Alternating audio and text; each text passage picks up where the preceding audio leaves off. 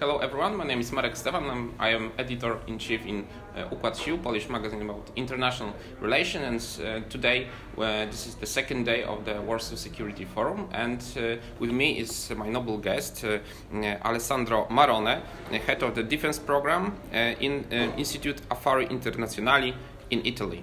Welcome you. Thank you. Let me start our short conversation to the question about the geopolitical situation in the east part of Mediterranean Sea, because it is critically important for Italy and Italy's security. We see that the Turkey have a very big ambition, geopolitical ambition in this region. So what is the Italy point of view on this security situation in this part of the of Europe? Italy considered that the security situation has deteriorated in recent years, and this is a problem for the stability of the region, the exploitation of the energy resources in the Mediterranean basin, and the sea line of communication and supplies of energy and also economic goods through the Suez Channel up to Italy and Southern Europe. So it has become more and more a priority for Italy, with plans for an increased naval presence. But this increased naval presence is in a context of a diplomatic initiative to ease the tensions. Now, as a matter of fact, there is the tension between Turkey and Greece. There is the tension between Turkey and other Arab countries such as Egypt, and of course there is the Israeli issues. So there are overlapping rivalries and tensions. Italy is trying to have a diplomatic bilateral dialogue with each of the major countries, so with both Greece and Turkey, both Turkey and Egypt, but also to push for some regional dialogue, some multilateral dialogue to recompose the fractures. I mean, it cannot be just a confrontation, and therefore Italy is more cautious and balanced in framing the EU position towards Turkey, with respect, for example, to France, which is much more critical on Turkey and much more supportive for Greece. Yes, you expect that in the next decade, the Italy government want to enhance this regional cooperation with their neighbors, especially with France, in the case of the security challenges in the East Mediterranean, and also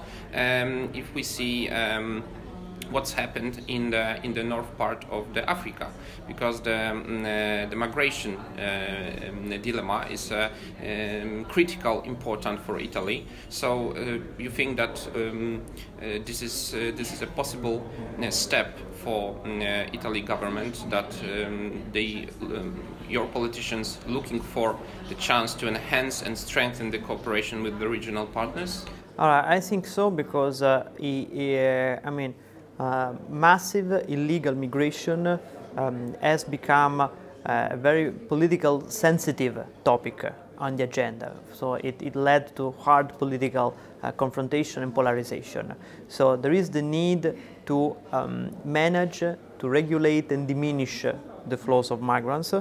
But there are also other effects of instability in North Africa in terms of energy security, in terms of safe havens for international terrorism, and again in terms of tensions among regions, among countries in the regions. I mean, as a matter of fact, Italy is recognizing that the US is less engaged in North Africa and the Mediterranean, and will be less and less engaged because of the shift to Indo-Pacific.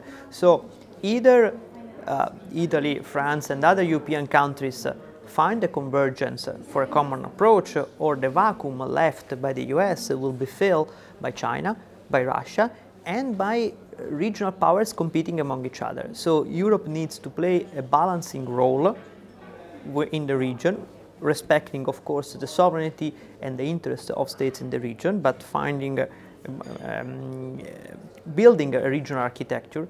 And here the cleavage between France and Italy is crucial. I mean, France led the military intervention in Libya in 2011 which contributed to the collapse of the Gaddafi regime without building an alternative. So we have a failed state in North Africa since 2011, which is destabilizing the other countries. And the fact that after 2011, France and Italy supported different factions in Libya. Italy, the legitimate government with also the EU, UN backing, and France did support the faction of Haftar in Tripoli, in Benghazi, did brought further destabilization. So, the stabilization of North Africa and Middle East starts at home of Europeans in stopping to push towards a different direction the local actors. And I think that if we come to an agreement within the European Union, then there is much political, economic and diplomatic leverage to countries in East Med to find a balance which works for everyone. Okay, thank you very much for the conversation. My pleasure.